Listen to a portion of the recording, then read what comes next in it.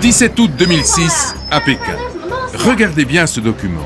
L'engin, en forme de disque, semble immobile au-dessus des toits de la ville. Et à présent, soyez très attentifs. Même séquence au ralenti. Une telle accélération semble impensable pour un engin de fabrication humaine. Ses occupants n'y résisteraient pas.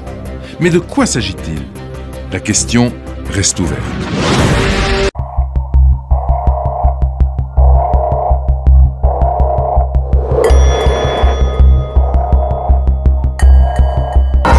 Albert Pike served as a brigadier general in the Confederate Army. Following the war, Pike was jailed for treason. He was quickly pardoned by a fellow Freemason, President Andrew Johnson. Among eventually becoming a 33-degree Mason and a top leader of the Ku Klux Klan, Pike was also believed to be a Luciferian. He claimed he was able to summon Lucifer at will as the Grand Master of the Order of the Palladium.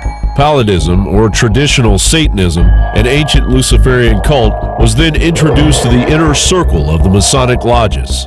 This influence has flourished into modern-day Freemasonry in the super rites of the upper degrees. Industry, entertainment, the CIA, Congress, and our military leaders are inundated with Freemasonic Palladism, or a Luciferian New World Order.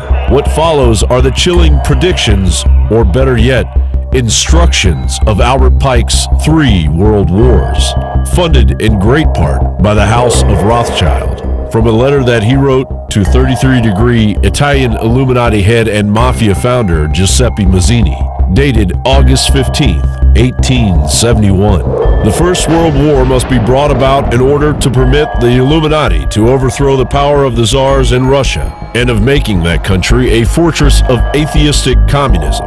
The divergences caused by the agentures of the Illuminati between the British and Germanic empires will be used to foment this war. At the end of the war, communism will be built and used in order to destroy the other governments in order to weaken the religions. The Second World War must be fomented by taking advantage of the differences between the fascists and the political Zionists. This war must be brought about so that Nazism is destroyed and that the political Zionism be strong enough to institute a sovereign state of Israel in Palestine. During the Second World War, international communism must become strong enough in order to balance Christendom, which would be then restrained and held in check until the time when we would need it for the final social cataclysm.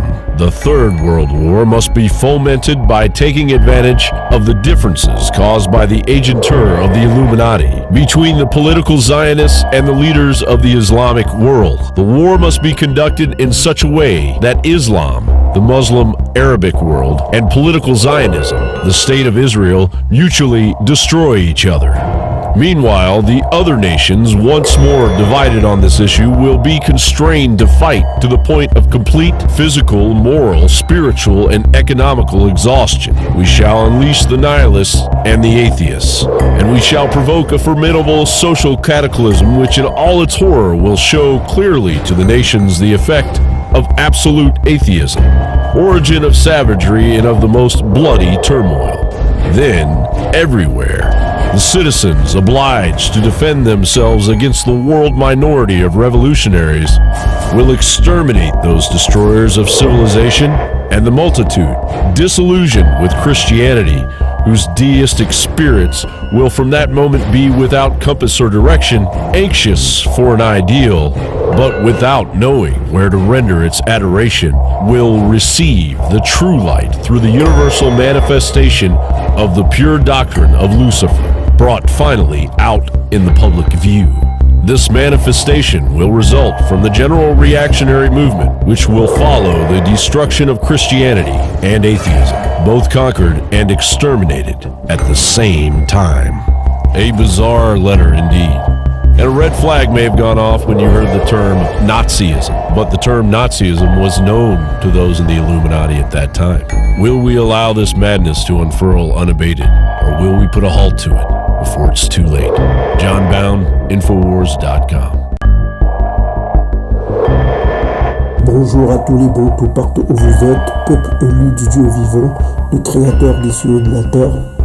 Vous êtes un peuple saint, ça veut dire Nganda, on vous a déjà prouvé cela. Nganda, ça veut dire hors de la maison, chez les Bakongo. Vous avez été choisi pour respecter Tata Nzambe et craindre son nom, pour faire sa loi.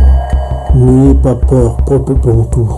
Tous nos captifs qui sont parmi les nations, tous ceux qui sont en esclavage, qui sont bons, selon l'ADN, vous serez bénis. Et vous serez ramenés par la puissance de Congo. La puissance de Congo qu'il a déjà prouvé dans les Écritures. Ne rejetez pas la Bible c'est notre histoire.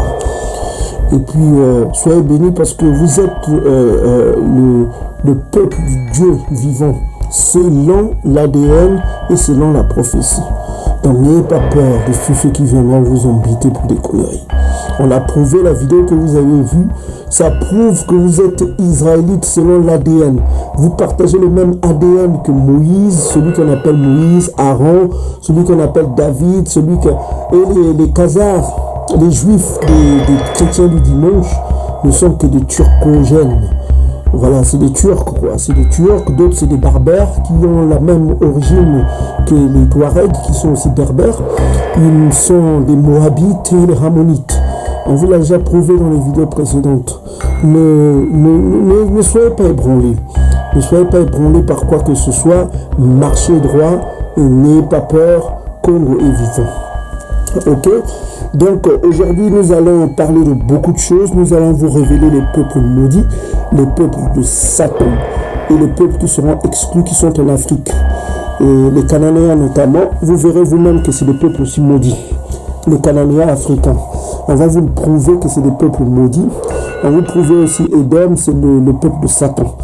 Et voilà. Donc avant de commencer, mes frères et sœurs, voilà. Nous voudrons vous avertir d'une chose, parce que les chrétiens du dimanche qui viendront vous dire que voilà, ne suivez pas la loi est abolie, et n'est pas l'amour de la loi, c'est la grâce qui sauve, Sachez que nous sommes sauvés par la foi et par la grâce de Congo. La grâce n'appartient qu'au Bantou. Si vous lisez le livre de Isaïe chapitre 14 verset 1, on dit que Tata Nzambe aura pitié. Pitié, ça veut dire grâce. Tiadi, ok, tiadi, ça veut dire justice. Tiadi veut dire aussi grâce, avoir pitié. Donc il aura pitié des Bantous. Donc c'est une grâce qu'il fera aux Bantous. Il aura pitié des Bantous, ce qui amorcera la nouvelle alliance. On vous parlera un peu plus tard. Donc voilà, n'ayez pas peur de tous ceux qui viendront vous dire que la loi. On va juste vous donner un verset rapide pour que chacun de vous se rende compte de l'importance de la loi. La loi est importante, on doit vraiment s'inscrire dans la loi, parce que la loi est bonne, disent les Écritures, mais elle ne sauve pas, on est bien d'accord, elle ne sauve pas. Ce qui sauve, c'est la grâce, la justice de Tata Nzambe. Si tu veux que Tata Nzambe t'aime, il ne faut pas que tu sois pécheur. Selon le livre de Jean chapitre 9, il ne faut pas que tu sois pécheur. Or, le péché, c'est quoi? C'est la transgression de la loi. Selon 1 Jean chapitre 3, verset 4. Ok? Donc la loi est importante. Si tu veux que tes péchés, tes prières soient écoutées, il ne faut pas que tu sois pécheur. Parce que Tata Nzambe n'écoute pas les pécheurs. Selon Jean, le livre de Jean chapitre 9, il n'écoute pas les pécheurs. Mais si tu es pécheur, ça veut dire que tu transgresses la loi. Donc ça veut dire que la loi est bonne. Donc on va écouter rapidement la parole de Isaiah Congo à propos de la loi avant qu'on commence cette vidéo, cette grande vidéo. Le frère qui s'appelle Tselega qui m'a envoyé ce message-là, me disant l'importance de la loi. Je remercie le frère. On va lire un peu avec lui ce qu'il a dit dans les commentaires. Il dit quoi? Il dit que, voilà, nous sommes dans Matthieu chapitre 5, verset 17 à 20. Je remercie le frère de transmettre cela. Voilà. Le livre de Matthieu chapitre 5, verset 17 à 20. Ainsi parle Congo. Il dit, ne croyez pas que je sois venu abolir la loi ou les prophètes. Je suis venu non abolir, mais pour accomplir. Donc il est venu pour accomplir la loi. Parce que la loi, c'est une promesse aussi. Parce qu'on a promis dans la loi que Congo se manifestera. Car je vous l'ai dit en vérité, tant que le ciel et la terre ne passeront point, Donc on voit le ciel et la terre qui est là, hein, parce qu'on a promis une nouvelle terre, c'est-à-dire que la terre sera rafraîchie. Hein. Une nouvelle terre, ça vous pouvez le lire dans 2 Pierre chapitre 3, verset 13, je crois. On va lire rapidement à propos de la nouvelle terre. Hein. 2 Pierre chapitre 3, verset 13, dit ceci. Mais nous attendons selon la promesse. Vous savez que les promesses n'appartiennent qu'au Bantou selon Romains chapitre 9. Romains chapitre 9, verset 3 à 5. Donc toutes les promesses n'appartiennent qu'au Bantou. Donc ici c'est entre autres une promesse. On dit que nous attendons selon la promesse de nouveaux cieux et une nouvelle terre où la justice habitera. Donc on voit que c'est une promesse qui est faite. Bon, elle n'est pas encore arrivée, hein, donc la terre est toujours là. Ok? Donc la terre est toujours là, selon ça c'est une promesse qui ne s'est pas encore accomplie. On est bien d'accord, hein, ok? Ce que dit Isaiah Congo, donc il dit ceci dans Matthieu chapitre 5 verset 17 à 20.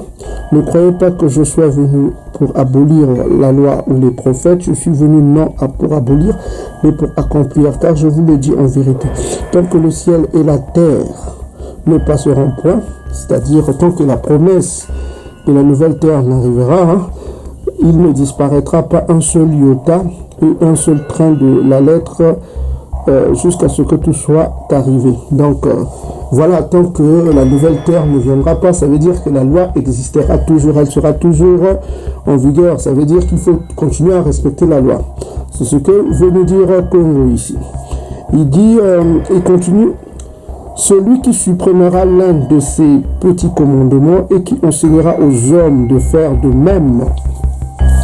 Donc, il met en garde tous ceux qui seront tentés de dire que la loi est abolie, on n'a pas besoin de la loi. Comme le prêche le christianisme du dimanche, les chrétiens du dimanche vous diront que oh, la loi est abolie, ne prenez pas la loi. Et voilà. Donc, un seul état de la terre, celui qui supprimera l'un de ces petits commandements, qui enseignera aux hommes de faire de même, sera appelé le plus petit dans le royaume des cieux. C'est-à-dire qu'il sera détruit, quoi. Voilà, il sera le plus petit dans le royaume des cieux. Mais celui qui les observera, donc celui qui pratiquera la loi, hein, observera les commandements, c'est-à-dire les lois, hein, il aura une récompense. Vous allez voir la récompense, on dit ceci. Celui qui observera la loi, c'est-à-dire ne pas se marier avec les femmes étrangères, ne pas manger du porc, etc. Celui qui observera la loi, hein, voilà. Qu'est-ce qu'il fera? Et qui enseignera à les observer. Donc il fera deux choses. Il observera la loi, il pratiquera et il enseignera le peuple saint.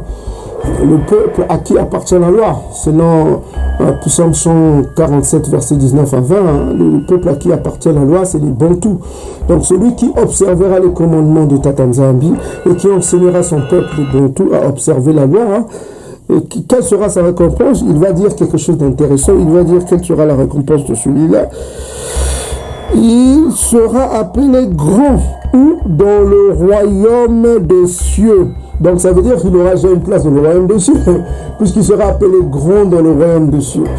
Donc vous voyez, donc c'est une grande récompense d'enseigner la loi et de les observer. Donc ne vous trompez pas avec les chrétiens du dimanche qui viendront vous dire oh on a dit ceci, la loi ne sauve pas, la loi la loi la loi elle est mauvaise. Mais ici lui-même Congo, l'esprit de Congo, c'est lui l'autorité. Donc c'est pas Paul l'autorité, c'est pas Pierre c'est l'autorité, c'est lui-même qui parle ici, c'est sa voix.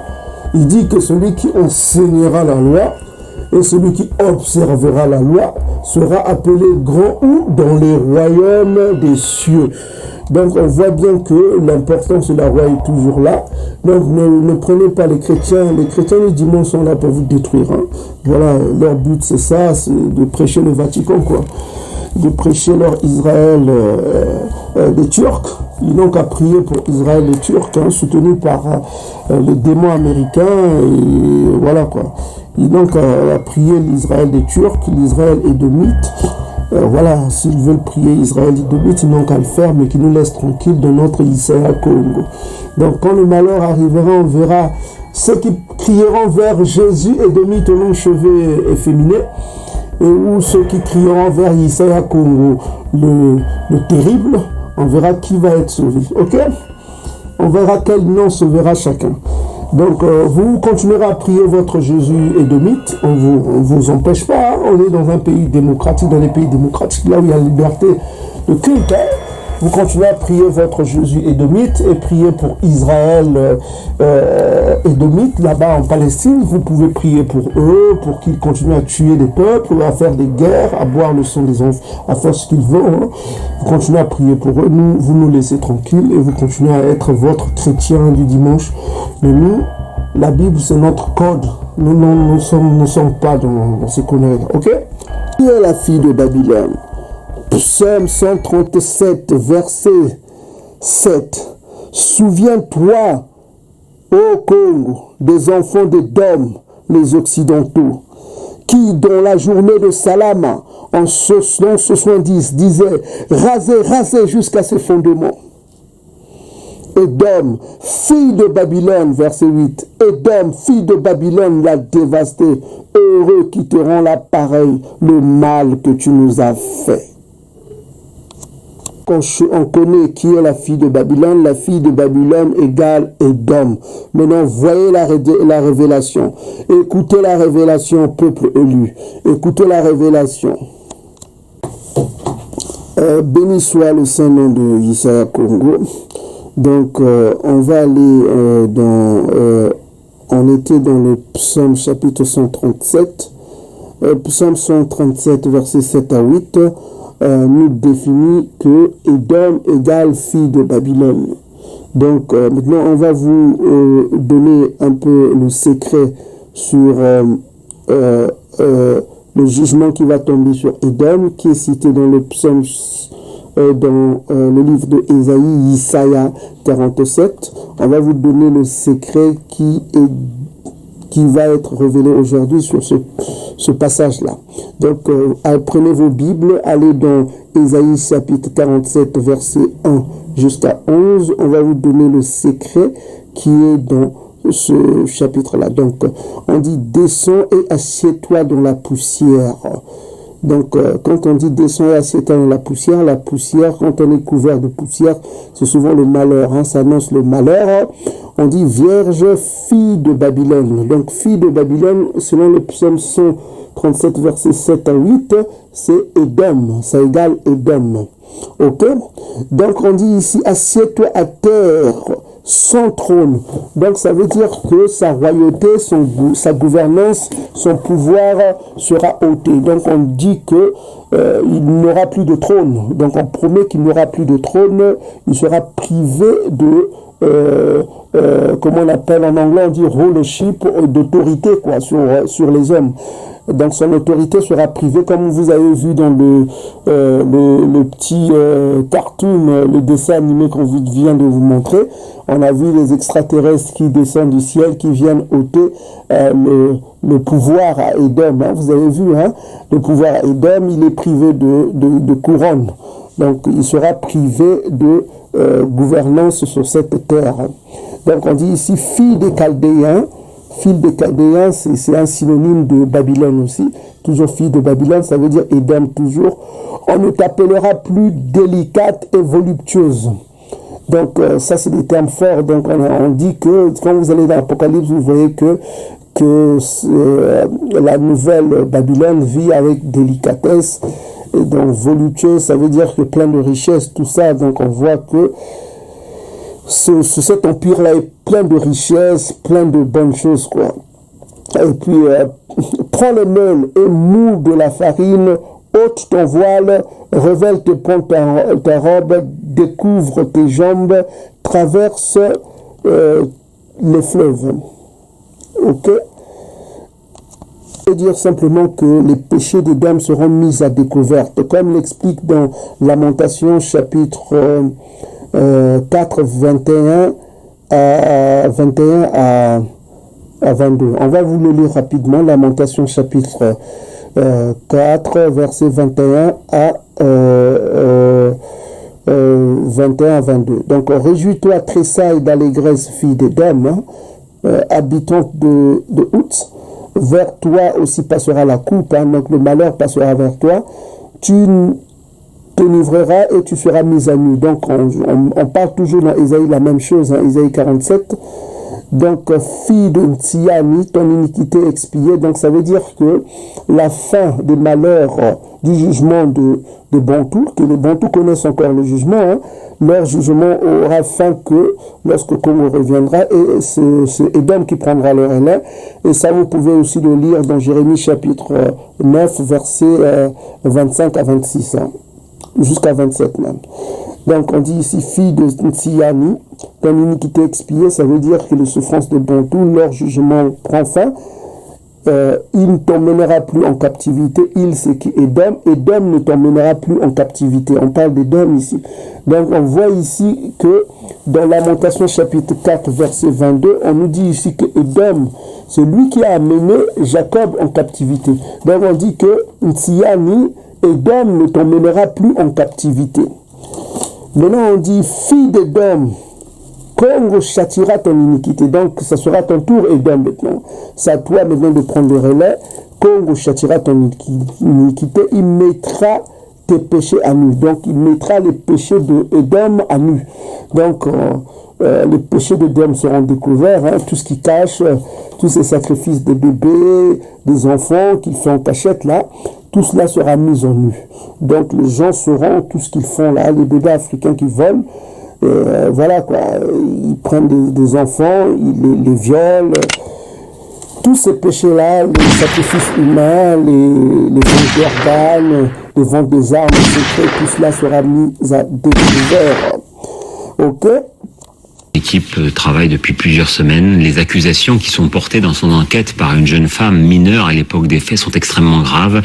On a même peine à les croire pour certaines d'entre elles, mais c'est sa parole. Les noms qu'elle cite ont été recouverts d'un bip pour ne pas atteindre à la présomption d'innocence. Véronique a 20 ans. Depuis l'âge de 5 ans, elle a vécu l'enfer. Violée, prostituée par ses parents qu'elle a dénoncés et qui attendent de comparaître devant la cour d'assises, elle est parvenue à échapper à ceux qu'elle désigne comme ses bourreaux. Son histoire n'est pas ordinaire et peut même paraître inventée. Toutefois, s'il est légitime de douter, ce que nous a dit et répété spontanément cette jeune femme a de quoi révolter. En particulier, lorsqu'elle affirme, malgré les menaces qui pèsent, dit-elle, sur elle, avoir fréquenté une secte satanique, les martinistes, avoir subi des tortures et torturé elle-même. On se fait battre, on se fait mettre des objets dans les orifices, on se fait... Il y a des fois des sacrifices d'enfants pour rendre grâce à Satan. Il y a beaucoup de choses comme ça. On tue un animal, on nous verse le sang sur la tête et le reste dans une coupole qu'on met sur l'autel. Et donc en fait, vos parents, comme tous les parents de ces enfants dont vous nous parlez, vendaient leurs enfants. Exactement, puisque ça rapporte un certain pourcentage d'argent, puisqu'un enfant qui a moins de 8 ans vaut 22 000 francs. D'où viennent-ils ces enfants? Les enfants qui sont sacrifiés ne sont pas déclarés ou sont des enfants étrangers. Notamment quand j'étais sur Agen, c'était des enfants, c'était des petits Africains, ils étaient noirs. D'où viennent-ils ces enfants? Les enfants qui sont sacrifiés ne sont pas déclarés ou sont des enfants étrangers. Notamment quand j'étais sur Agen, c'était des enfants, c'était des petits Africains, ils étaient noirs. Sur Jalais, j'en ai vu aussi, sur Nanterre aussi, mais c'était des petits blancs, des Français, mais c'est des enfants nés de viol. Des enfants nés de viol? Oui, qui n'avaient pas été déclarés, comme des accouchements qui ont été faits chez les parents, dans des conditions abominables. Et donc, dans la mesure où ils n'étaient pas déclarés, ils étaient sacrifiés? Voilà. Non seulement vous faisiez partie donc de la secte, mais vous avez participé à ce rituel? Oui. En 1994, j'ai dû sacrifier sous la menace d'une arme avec 2 de mes amis à Jalais un enfant. Et on a dû toutes les 3 l'assassiner, quoi. Sous la menace d'une arme, si on ne le faisait pas, on serait fait encore plus. Il l'aurait fait avec plus de violence et il nous aurait fait encore plus mal. Donc on était obligés de le faire, quoi. Et qui vous menaçait d'une arme? Celui qui dirige la gendarmerie. Et ces cadavres, qu'est-ce qu'ils en font après? Celui qui m'a le plus marqué, puisque c'est celui auquel j'ai participé. Ils l'ont emmené dans une cave qui était à Cholet, transporté dans un sac noir à poubelle noire avec une croix blanche renversée. Et ils avaient un gros bidon, ils ont mis quelque chose, je sais pas si c'était de l'essence ou de l'acide ou quelque chose comme ça. Mais moi et Sophie et Cécile, on s'est tous sauvés. Toutes les trois, on s'est sauvés. Donc en fait, ils brûlent les cadavres. Ils doivent les brûler, oui. Vous pensez que tout ça, c'est une sorte de réseau, des gens qui se tiennent un petit peu pour ne pas tomber, quoi. Voilà, et puis c'est pour se protéger aussi. Parce qu'étant donné quand même qu'il y a des hommes de loi qui sont dedans, c'est vrai que ça ferait quand même un drôle de tapage si on apprenait qu'il y avait des juges et tout ça qui faisaient partie de ces réseaux-là. Mais vous en avez vu, vous, personnellement? J'ai vu un email de monsieur. Donc, je ne savais pas qui c'était. C'était pour un transfert de fonds. Un transfert de fonds. Et vous pensez que ces gens-là font partie des sectes elles-mêmes? La secte satanique dont vous parlez ou... Ils les couvrent toutes. Je ne dirais pas forcément qu'ils en font partie, mais ils les couvrent, ça c'est sûr. Jean-Claude Dissès est l'avocat de Véronique à Agen, ville où elle fut transférée du Maine-et-Loire vers un foyer fréquenté par des pédophiles. D'abord sceptique sur les accusations de sa cliente, il est aujourd'hui convaincu qu'elle dit la vérité. Qui prend des photos, qui les diffuse, et donc ça veut dire qu'il y a une organisation et qu'il y a un réseau. Véronique nous a conduits devant l'un des nombreux lieux où se passaient, selon elle, le 21 de chaque mois, des cérémonies sataniques. Alors c'est ici que je suis venue plusieurs fois. Notamment, je me rappelle bien d'une fois en 94, où je me suis retrouvée à un rituel satanique où il y a eu un meurtre d'enfant. Et donc on était monté au second.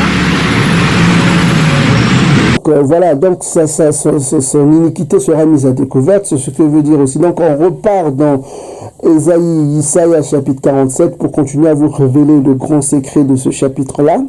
On dit ici que nous sommes au verset 3, on dit ta nudité sera découverte, c'est-à-dire la nudité d'Édom comme l'a promis Lamentation chapitre 4, versets 21 à 22 que nous venons de lire. La nudité d'Édom, ses péchés seront mis à découvert. Et ta honte sera vue, j'exercerai ma vengeance et je n'épargnerai personne. Donc la honte d'Édom sera vue. Pourquoi? Parce qu'il a bâti son empire dans le mensonge, il a bâti son empire dans le sang des innocents. Parce que souvenez-vous, dans Genèse chapitre dans la livre de Genèse, on a bien dit que c'est par ton épée que tu vivras. On sait que cet empire-là vit par son épée. Il a massacré beaucoup de peuples. Il a massacré beaucoup des Africains. Il a massacré pour prendre des terres. Avant de faire l'esclavage, il a fait des massacres. Et après l'esclavage, il a continué à faire des massacres. Souvenez-vous du roi de Belge qui a tué beaucoup de Juifs, Congo. Il a beaucoup tué des Juifs, il a fait des massacres, ses péchés n'ont pas encore été de bon. Enfin, on n'en parle pas beaucoup, Et puis, il a tué beaucoup de pauvres innocents sur la terre, Il a fait des massacres en Nouvelle-Zélande pour prendre la Nouvelle-Zélande. Il a fait des massacres en Australie avec des peuples autochtones là-bas, les nations en Nouvelle-Zélande là-bas et en Australie. Il a tué les Amérindiens, il les a beaucoup tués avant de prendre leur terre, Il a tué beaucoup au Vietnam, il a fait des massacres au Vietnam, en Asie, avec le peuple asiatique. Il a tué même son propre peuple, Donc c'est ça un destructeur, c'est un tueur qui a massacré des peuples. Il est arrivé en Afrique du Sud, il a tué beaucoup de Zoulous, Il a beaucoup tué, il a tué beaucoup de peuples, il a fait des massacres énormes, je ne ferai pas la liste. Il est allé au Canada, il a tué les autochtones qui étaient là-bas au Canada pour prendre la terre du Canada. Donc partout où il est allé, il a sémé le sang. Il a menti au Moyen-Orient qu'il y avait des armes de destruction massive. Et il a tué beaucoup de peuples. Il ne s'est même pas excusé. Et puis après, on s'est rendu compte qu'il n'y avait pas des armes de destruction massive dans ces pays-là. Et malgré cela, il ne s'est pas excusé. Il a continué à tuer, à mettre en désordre ce que vous appelez le Moyen-Orient actuel, c'est le désordre. Il vient en Afrique, il a mis le sida, il fait des expérimentations de ses laboratoires pour des vaccins, il a fait la polio au peuple bantou, les vaccins qui ont donné le sida, on vous a montré les documentaires, et beaucoup d'autres maladies qu'il a mis en Afrique, pour tuer les peuples, pour massacrer les peuples. Donc, ces crimes sont nombreux. Et puis d'autres crimes, via Internet, il a multiplié la pornographie, la pédopornographie. Donc tout est accessible même aux petits-enfants, il n'y a même plus de limites. Même aujourd'hui, un petit enfant avec un portable, il peut voir la pornographie, il peut voir la zoophilie, il peut voir beaucoup de choses, accès facile, quoi. Donc, il n'y a pas de restriction, c'est un monde pourri, il a encouragé l'homosexualité, il a voté l'homosexualité, les mariages homosexuels partout, le lesbiennage, il a encouragé cela, donc il a encouragé à mentir que la terre n'a pas été créée par Congo, par les anges ou par le Tout-Puissant. Enfin, il a menti, quoi. Il dit que ça vient du Big Bang. Il a enseigné le mensonge, le christianisme pour dire au peuple, la loi n'est pas bonne, vous pouvez faire ce que vous voulez, c'est la grâce. Donc, il a menti beaucoup au peuple. Voilà, quoi. C'est du négatif, quoi. Donc, on dit ici que ta nudité sera découverte. Donc, nous sommes au verset 3. Hein. Donc, les péchés des dames seront découverts. Hein. On va beaucoup en parler. Et Congo dit que j'exercerai ma vengeance et je n'épargnerai personne. Donc aucun édomite ne sera épargné. Donc ça rappelle encore Ésaïe chapitre 34 verset 5. Il a dit qu'il exterminera tout le peuple édomite, c'est-à-dire tous, hein, les enfants, les bébés, tous les édomites seront exterminés par Congo. L'archange Congo, Matéa Congo exterminera. C'est des termes forts qui sont utilisés dans Ésaïe chapitre 34 verset 5 à 10. Hein. C'est des termes forts. Donc son jugement sera d'abord céleste, hein, parce qu'on parle que l'épée de Congo viendra du ciel. Hein. C'est un épée céleste qui viendra du ciel. Donc aucun peuple, deux peuples ont subi le jugement céleste à notre connaissance, c'est-à-dire Sodome et Gomorrhe. Hein. Ils ont subi un jugement céleste. Et le deuxième peuple qui subira le jugement céleste selon les prophéties, c'est Édom. Donc on voit que, et c'est le dernier jugement qu'il subira, parce qu'on parle ici d'une prophétie qui va venir, hein, parce que Ésaïe chapitre 34, quand vous le lisez, cette prophétie ne s'est pas encore accomplie, et la fumée durera éternellement. Si vous lisez dans la suite, la fumée de la destruction d'Édom durera éternellement. Et ça aussi, c'est répété dans l'Apocalypse. Donc, on voit qu'il y a deux peuples qui seront détruits. Il y a un peuple qui sera détruit sur cette terre, c'est le peuple édomite. Donc, c'est par la vengeance qu'exercera Congo. Congo exercera une vengeance et il n'épargnera aucun édomite. Donc, que tu sois un bon édomite, un chrétien de surcroît, le christianisme, c'est le mensonge, on vient de le prouver. Hein. L'ADN prouve que les vrais juifs étaient noirs. Hein. L'ADN, on ne peut pas mentir à l'ADN. Et même les scientifiques occidentaux, pour trouver les criminels, ils utilisent l'ADN. Donc avec l'ADN est reconnu dans leurs tribunaux, hein, dans les justices, tout ça, dans les pays édomites. Hein. L'ADN est reconnu comme une preuve juridique dans les tribunaux édomites, que ce soit édomites ou non édomites, hein, même dans les pays extra-édomites, hein, que ce soit dans les pays des autres païens, ils reconnaissent l'ADN comme une preuve génétique, hein, une preuve avérée.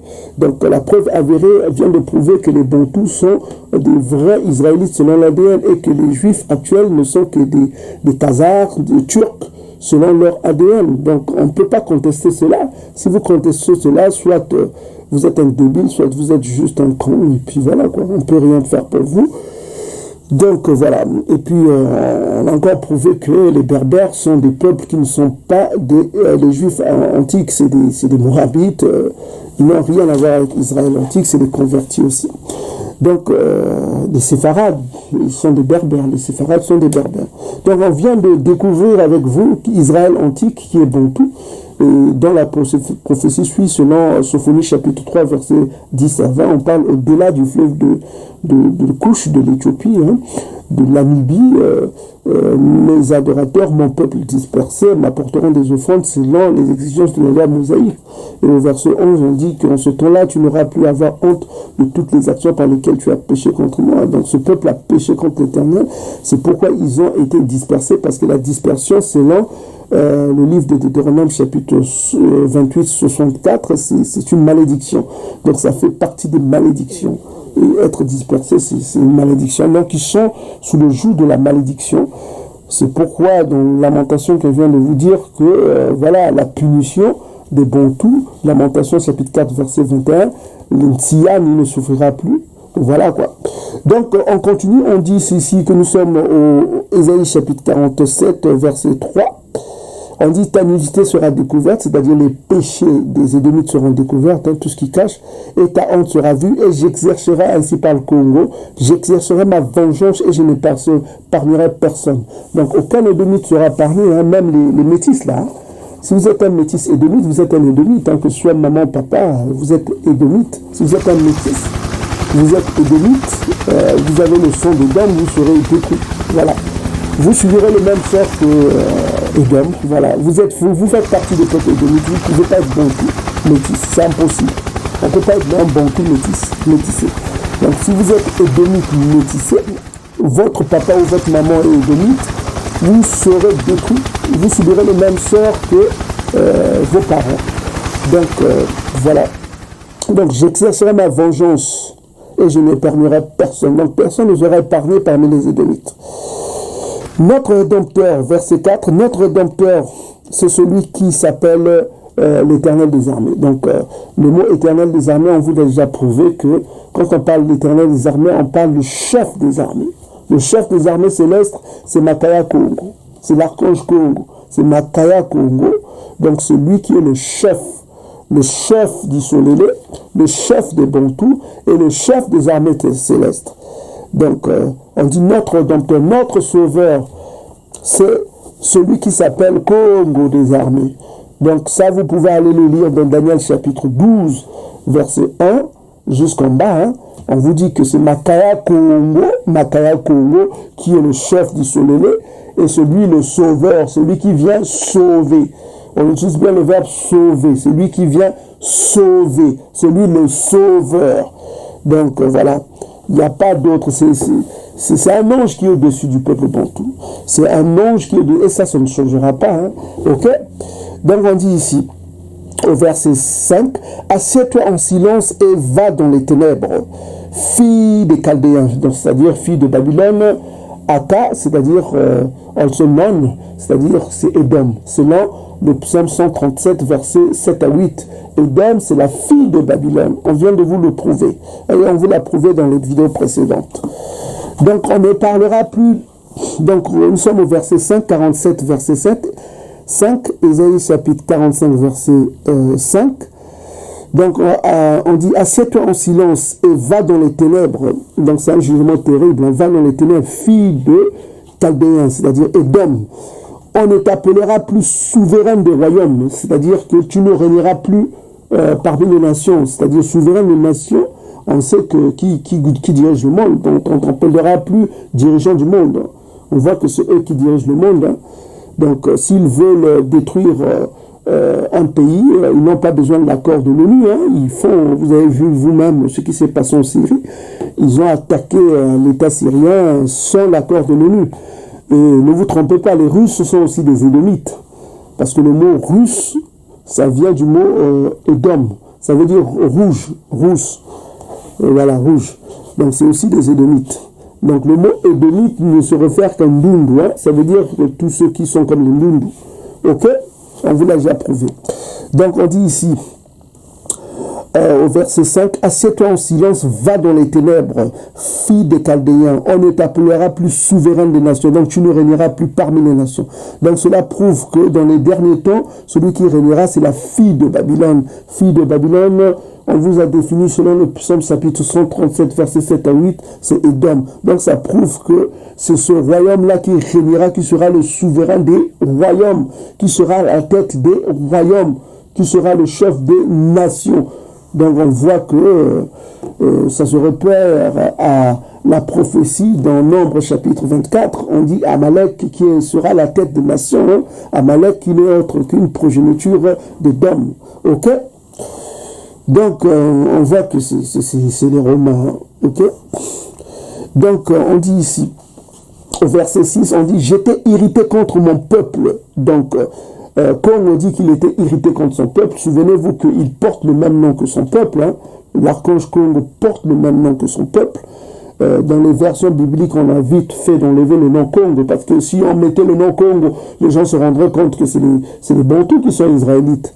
Donc, pour promouvoir les Khazars, il fallait enlever les mots, certains mots bibliques, certains noms bibliques, les noms à connotation africaine. On vous a déjà vu avec la conspiration, la vidéo que vous pouvez voir sur l'écran, on vous a montré comment eux, ils utilisent, quelle méthode. Les journalistes américains montrent qu'ils ne veulent pas mettre le nom africain dans les choses là. Ils veulent enlever les noms africains, d'origine africaine, pour mettre le nom européen ou arabe. On vous a déjà montré dans cette vidéo que je conseille à tout le monde d'aller voir. Donc on dit ici que j'étais irrité contre mon peuple, ainsi parle Congo, Ésaïe 47, verset 6. J'avais profané mon héritage, profané ce chalala, c'est-à-dire rendre impur, quoi. Il a rendu son héritage impur. Donc quand on rend impur, c'est-à-dire le peuple n'est plus dirigé par la loi. Le peuple n'est plus dirigé par la loi. Donc ici, ça prouve encore que son peuple s'est écarté de la loi, puisqu'on l'a profané. On les a fait sortir de la loi. Donc il a permis que son peuple sorte de la loi mosaïque. Là où il était question de manger du porc. Donc on voit ici qu'il était irrité quand il a profané son héritage. Son héritage, c'est son peuple. Il solélait mon héritage.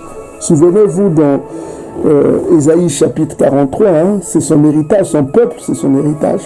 Ou bien, voilà, Ésaïe chapitre 19. Ésaïe chapitre 19, on dit bien qu'il solélait mon héritage. Donc, il a profané, il solélait, c'est-à-dire qu'il a shalala, on vous a montré shalala, rendre impur. Shalala, c'est un animal impur, il a rendu son peuple impur, c'est-à-dire qu'il commence à manger du porc, il commence à prier de Dieu et de mythes, il commence à ne plus respecter le sabbat, le samba, qu'on appelait le samba, voilà quoi, il ne respectait plus le sabbat, donc il a rejeté son peuple, il a laissé son peuple, et son peuple est sorti de la loi qui le dirigeait, souvenez-vous, parce qu'on a dit que dans le livre des prophéties, on a dit que le peuple bantou vivra longtemps sans les prêtres, sans les rois, voilà, ils ne vivront plus dans cette emprise-là, ils sortiront de ça. Donc voilà, donc on est à 47 verset 6, on dit j'étais irrité contre mon peuple isolé, j'avais profané mon héritage, donc profaner mon héritage. L'héritage peut aussi être la terre d'isolé qui est profanée. Et bien, elle est devenue la maison des nations, selon Luc chapitre 21 verset 24. Elle est piétinée au pied. Salama est devenue la maison des nations. Les nations, à la tête, c'est Édom. On vous a déjà prouvé dans le livre de Ézéchiel. Ok, donc je les avais livrés entre tes mains. Donc le peuple bantou a été livré entre les mains des Bantous. Donc on revient encore toujours dans Lamentation chapitre 4 verset 21-22. Là on a dit que Édom emmènera Jacob, c'est-à-dire le peuple élu en captivité, en esclavage. Il emmènera le peuple en esclavage. Donc c'est Édom qui le fera. Donc je les ai livrés en tes mains. Tu n'as pas eu pour eux de la compassion. Tu as durement apaisanti ton joug sur le vieillard. Donc Édom n'a pas eu pitié de nous. On a livré le peuple bantou à Édom. Édom n'a pas eu pitié de nous. Vous voyez les vidéos qu'on nous a montré comment il coupait les mains des bantous. Il a massacré les bantous. Il a pillé le peuple bantou. On va vous montrer des vidéos qui vont venir comment ils l'ont fait. Il a mis le sida parmi les bantous. Il a mené les bantous en esclavage et les Africains aussi. Il n'a pas eu pitié de nous. Il n'a pas eu de compassion, de pitié. Mais vous savez, rien ne se fait dans le monde spirituel sans avertissement. Et retenez bien cette chose. Et rien ne se fait dans le monde spirituel sans avertissement. C'est pourquoi la Bible a été prêchée pour que Édom soit informé. On ne peut pas faire quelque chose à quelqu'un sans l'avertir. Donc si tu veux subir quelque chose, si quelque chose t'arrive, on t'avertira dans un songe. Mais le jour de la destruction d'Édom, ça sera une surprise. Il ne sera pas averti. Ce sera une surprise pour lui. C'est quand vous verrez vous-même. Ok? Il ne saura jamais quand ça viendra, ces choses. Ça sera une grande surprise et ça sera terrible. Ok? Donc, on dit ici, nous sommes au verset 6. Tu as irrité mon peuple. Nous sommes au verset 6. Je répète, Ésaïe chapitre 47, verset 6. J'étais irrité contre mon peuple, j'avais profané mon héritage, je les avais livrés entre tes mains, et tu n'as pas eu pour eux de la compassion. Donc Édom n'a pas eu de compassion pour nous, filles de Babylone, c'est Édom toujours. Souvenez-vous, Psaume 137, versets 7 à 8. Édom égale fille de Babylone. Donc il n'a pas eu de compassion pour nous, pas de pitié. Voilà. Les Bantous veulent se soigner, ils sont malades, ils les ont rendus malades, ils veulent se soigner en Europe, ils demandent un visa, Édom refuse le visa. Il refuse le visa aux Bantous. Il refuse le visa pour qu'ils se soignent. Non. Il n'a pas eu de compassion pour nous, pas de compassion, il nous pille les richesses, il nous tue, il vend des armes, il divise pour mieux régner. Voyez-vous ce qu'il fait, c'est horrible, je ne vous fais pas la liste. Bon, ainsi parle Congo, il dit tu as eu pour eux, tu n'as pas eu pour eux de la compassion, tu as durement apaisanti ton joug sous le vieillard, donc il n'a même pas eu pitié même du vieillard. Tu disais à toujours, je serai souveraine, donc vous voyez son orgueil, hein? Il croit que son royaume durera éternellement, d'où les projets qu'il fait de construction. C'est un constructeur, Édom, hein? C'est un maçon, comme on dit, c'est des francs-maçons, c'est des constructeurs. Si vous allez dans Malachie, c'est-à-dire Malachie chapitre 1, verset 1 à 4, on vous dit qu'on détruit et ils reconstruisent. Souvenez-vous du plan Marshall, hein? Voilà le plan Marshall qui a aidé à la reconstruction de l'Europe. Donc c'est un constructeur, c'est ça, c'est quelqu'un qui se relève. Ok? Donc on dit que tu as durement apaisanti ton joug sous le vieillard, verset 6, verset 7. Ésaïe chapitre 47, verset 7. Tu disais à toujours, je serai souveraine. Ça c'est son orgueil, quoi. Si vous allez dans le livre de Abdia chapitre 1, verset 1 à 4, vous voyez, c'est un peuple orgueilleux qui envoie des satellites dans les cieux. C'est un peuple orgueilleux, quoi. Je serai souveraine. Tu n'as point mis dans ton esprit, tu n'as point songé que cela prendrait fin. Donc, jusque-là, Édom croit que son royaume durera éternellement. Hein. Il croit que son bonheur durera éternellement. Il fait des projets de construction, il fait des projets d'avenir, il fait des projections de croissance, il fait des projections de ce qui sera en 2021. Il parle de l'intelligence artificielle. Il fait des projets, quoi. Il parle de l'intelligence artificielle, là où ce sera les robots qui dirigeront leur monde, le monde qu'il s'imagine. Donc, il fait des constructions, quoi. Donc, il est dans son imagination, quoi. Il croit que 2024, 2030, il parle de projections selon les calculs, quoi. C'est un peuple qui parle de projections. Il dit que tu disais toujours, je serai souveraine. Tu n'as point mis dans ton esprit, tu n'as point songé que cela prendrait fin. Donc, il ne croit toujours pas que son royaume prendra fin, quoi. Donc, son orgueil, voilà. Pourquoi? Parce qu'il fait confiance en sa science, quoi. Donc, nous sommes au verset 47, verset 7. Hein. Maintenant, ainsi parle Congo, il dit, écoute maintenant ceci, voluptueuse, c'est-à-dire voluptueuse, c'est le féminin. Hein. Donc, on parle toujours de la fille de Babylone. Souvenez-vous, la fille de Babylone équivaut à Édom, selon Psaume 137, versets 7 à 8. Ok? Donc, écoute maintenant ceci, voluptueuse, c'est-à-dire fille d'Édom, qui t'assied avec assurance. Donc, il est avec assurance parce qu'il fait confiance en sa science et sa capacité militaire qu'on appelle OTAN. Et puis l'autre capacité militaire qu'on appelle aussi la Russie, hein, qui est une force militaire. Tout cela, c'est des Édomites. Hein. C'est comme une main gauche et une main droite. Hein. C'est pareil, c'est la pièce, d'une, c'est les deux faces d'une même pièce. Ok, ne vous trompez pas, Russie, Occident, OTAN, c'est la même pièce, c'est les mêmes Édomites. Tous seront détruits. Ok. Donc on dit ici, écoutez maintenant ceci, voluptueuse. Donc nous sommes 47, Ésaïe 47, verset 8. Hein. Écoutez maintenant ceci, voluptueuse, qui t'assied avec assurance. Donc il a l'assurance. C'est un peuple qui a l'assurance, qui a confiance en sa science et en sa capacité militaire. Tout cela, vous ramène toujours dans Abdia chapitre 1, verset 1 à 5. Hein. Ok, c'est ça. Donc, qui t'assied avec assurance et qui dit dans ton cœur, moi et rien que moi, je ne serai jamais veuve, je ne serai jamais privé d'enfant. Donc, là, il parle de sa capacité de protection, hein, comment il protège son peuple. Donc, son peuple est assuré d'une protection, quoi. Donc, nous sommes au verset 9, 47 verset 9. Ces deux choses t'arriveront subitement au même jour.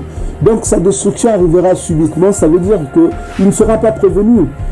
Comme on n'enverra pas un SMS que j'arrive, que voilà, donc souvenez-vous que dans la Bible on parle que Congo reviendra, Isaac, Congo reviendra comme un voleur. Ok? Il reviendra comme un voleur, donc ce sera une surprise. Donc il n'enverra pas un SMS à Edom disant que Edom j'arrive pour te détruire. Ça sera une surprise, ça sera une surprise. Donc on parle de l'effet de surprise qui accompagnera la destruction de ce royaume impie édomite basé sur le mensonge, sur le sang des innocents et sur beaucoup de crimes et de destruction terrestre. Ok? Donc ces deux choses t'arriveront subitement. L'adverbe subitement, c'est vraiment important, hein, ça veut dire tout à coup, hein, sans qu'ils s'en rendent compte au même jour. Ok? La privation d'enfants, c'est-à-dire que son peuple ne sera plus. Vous comprenez, la privation d'enfants. Donc ça veut dire que quand on te prive d'enfants, c'est-à-dire qu'on coupe ton avenir, on coupe ton arbre généalogique. Quand on te prive d'enfants, ça veut dire que tu seras plus, tu ne te reproduiras plus. Donc on ne veut plus de toi sur cette terre, quoi. Donc tu n'auras plus une reproduction, tu n'auras plus une progéniture, quoi. Donc privation d'enfants et le veuvage. Le veuvage, ça veut dire que tu seras dans la tristesse, tu perdras ton alliance, quoi. Ton mariage, veuvage, ça veut dire tu perdras ton alliance qui constitue aussi le mariage avec les anges déchus qui les aident, quoi. Les anges déchus qui les aident dans leur science, quoi. Elles fondront en plein sur toi malgré la multitude de tes sortilèges, ta sorcellerie, quoi. Donc dans la version, j'aime bien la version Louis II 21. Je vais lire cette partie dans la version Louis II 21 parce que c'est meilleur. Hein. Ésaïe chapitre 47 verset 9. Prenez la version Louis II 21, mes frères et sœurs. Vous êtes prêts? Donc on va prendre la version Louis II 21 parce que là, ça va donner quelque chose d'intéressant, le 9 là, pour essayer de comprendre quel était bon. Donc nous sommes dans la version Louis II 21, Ésaïe chapitre 47 verset 9. Donc on va voir un peu les mots qui sont utilisés parce que c'est... Donc ces deux souffrances, on me dit ici, ces deux souffrances, la perte d'enfants et le veuvage t'atteindront en un instant et en un seul jour, elles te frapperont en plein fouet malgré tous les rites de sorcellerie. Donc les rites de sorcellerie, c'est les rites maçonniques dont il se livre. Hein. Parce qu'il faut savoir que la franc-maçonnerie, c'est la sorcellerie. Hein. Vous voyez les symboles de la franc-maçonnerie, tout ça comme ça, avec les degrés d'initiation. Ok, c'est de la sorcellerie pure dont ils se servent, quoi. Sachez que la franc-maçonnerie a des rites. On parle ici de rites. Hein. C'est un terme maçonnique aussi. Hein. Donc les rites de sorcellerie, malgré toute la puissance de tes pratiques magiques, vous voyez un peu. Donc ils se servent de la sorcellerie pour créer, pour avoir les créations, les inventions que vous avez des iPhones, tout ça. Ils se servent de ça dans leur sorcellerie, pour dominer le peuple, tout ça. Donc ne croyez pas que Edom dorme, hein. Vous voyez leur symbolique, leurs symboles, tout ça dans leurs billets, les hexagrammes, tout cela, c'est de la pure sorcellerie. Comment est construit le Pentagone? Le Pentagone, c'est sous la forme du pentagramme. Hein. Tout cela, c'est des formules magiques. Hein. Donc ceux qui sont initiés, on vous parlera de tout cela dans les vidéos précédentes, dans les vidéos qui viendront. Hein. Donc on vous révélera un peu les pratiques de la sorcellerie maçonnique, hein, de la sorcellerie, tout ce qui se pratique, hein, le culte de la planète, hein, Saturne, hein, la planète Saturne, les musulmans aussi en font, hein, avec l'islam, hein, tout cela c'est de la sorcellerie, hein, parce que les musulmans aussi, l'islam aussi, ils paieront très cher, hein, les musulmans, hein. Ils sont aussi dans cette pratique de la sorcellerie. Hein. Okay. Donc on dit ici, ces deux souffrances, la perte d'enfants et le veuvage, t'atteindront en un instant, en un seul jour, elles te frapperont en plein fouet, malgré tous les rites de sorcellerie, malgré toute la puissance de tes pratiques magiques. Donc on voit que c'est un peuple qui se livre à la magie, hein, à la sorcellerie. Ils s'en privent pas. Hein. Ils font des sacrifices des enfants, même les sacrifices de leur peuple. Hein. Si tu vois des tueries de masse, hein, c'est des sacrifices qu'ils font. Hein. Donc, la vente des âmes, parce qu'on en parle dans l'Apocalypse, hein, ils vendent des âmes humaines. Hein. Donc, vous voyez un chanteur qui veut vendre son âme pour réussir. Il faut passer par les rites des sociétés secrètes occidentales, que ce soit la Rose-Croix, la franc-maçonnerie. Donc c'est des maisons secrètes qui permettent cela et qui ont des initiations que tous ceux qui nous écoutent, qui sont ces abominations, le savent eux-mêmes. Ok, mais on ne va pas s'attarder sur ça. Donc toujours est-il qu'ici on prouve que ce peuple se livre à la sorcellerie, à des rites sataniques pour prospérer leur royaume. Verset 12. Reste donc au milieu de tes enchantements, c'est-à-dire ta sorcellerie, et la multitude de sortilèges auxquels tu as consacré ton travail dès ta jeunesse. Peut-être pourras-tu en profiter, peut-être deviendras-tu redoutable. Ok? Donc voilà. Voilà. Donc au verset 13, on dit ceci. Édom, tu t'es fatigué à force de consulter. Et donc on voit qu'ils consultent en secret, comme le faisaient les empires qui l'ont précédé. Hein. Ils consultent des mages, ils consultent des astronomes pour connaître l'avenir. Hein. On sait que cela se pratique dans les pays occidentaux. Quand un chef est au pouvoir, il consulte toujours les devins pour connaître l'avenir, tout ça comme ça.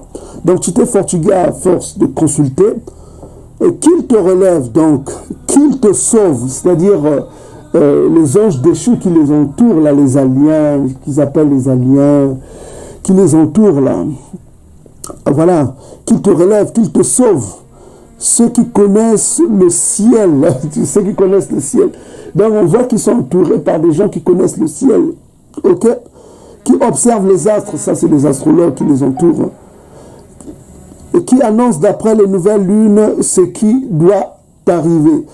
Donc, voilà, qui consulte, voilà ce qui doit arriver. Donc, rien ne saura.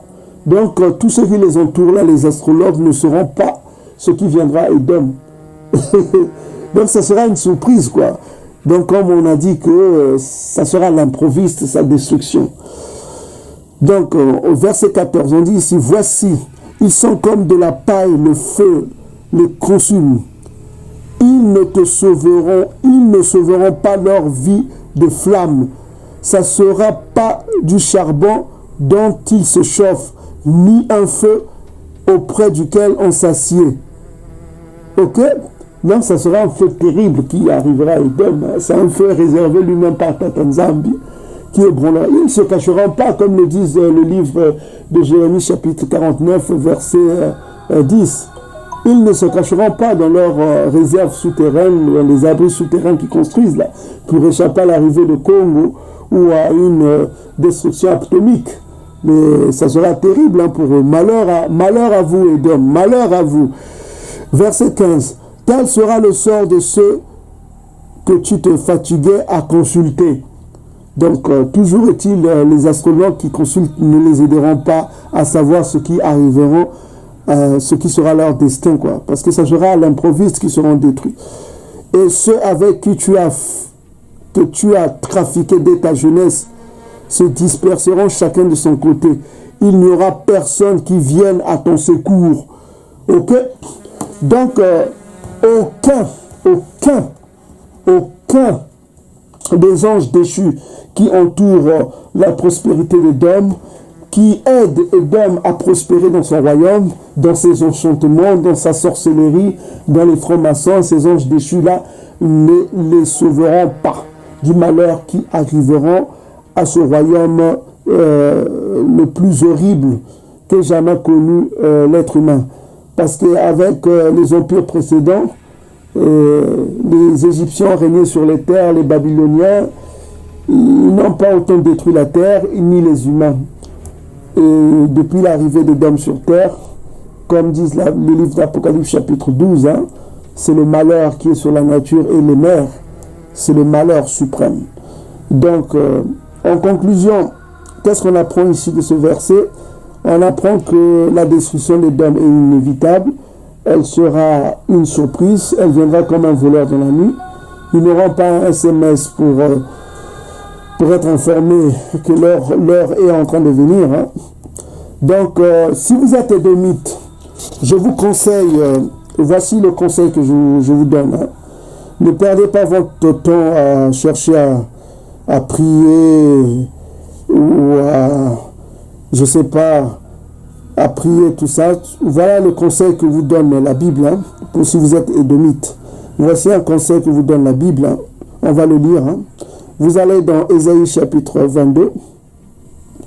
Ésaïe chapitre 22, ça c'est le conseil que on donne aux édomites. Hein. Si vous êtes édomite ou bien si vous êtes un moitié édomite, voici le conseil que vous donne la Bible. Hein. Ne perdez pas votre temps à lire la Bible, à chercher votre salut. Vous n'aurez pas de salut. Il n'y a pas de salut pour vous.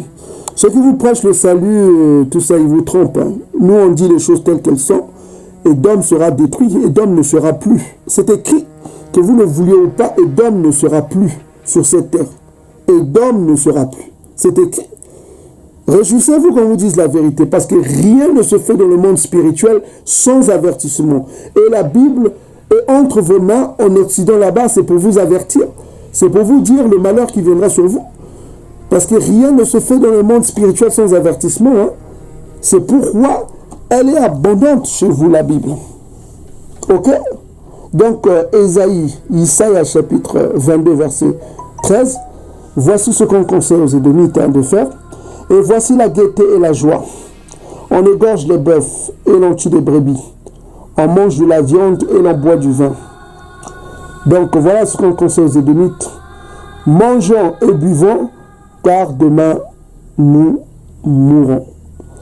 Donc, ce qu'on conseille aux Édomites, vous mangez vos poulets aux hormones, aux OGM, aux antibiotiques, ou bio. Vous pouvez manger les viandes bio, tout ce qui est bio, tout ce que vous pouvez manger, quoi. Mangez, buvez, allez dans les boîtes de nuit, amusez-vous,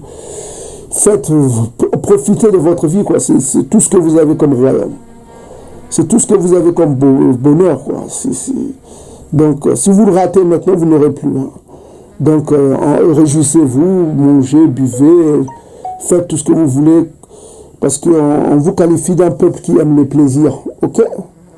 Ésaïe 47 vous dit que vous êtes un peuple qui aime les plaisirs. Voilà, quoi. Buvez du vin, faites ce que vous voulez, mais demain, vous allez mourir. Selon Ésaïe chapitre 22, verset 13. Il n'y a pas de futur pour vous, il n'y a pas d'avenir pour vous si vous êtes édomite. Il n'y a rien pour vous. Rien pour vous, rien pour vous. Ok?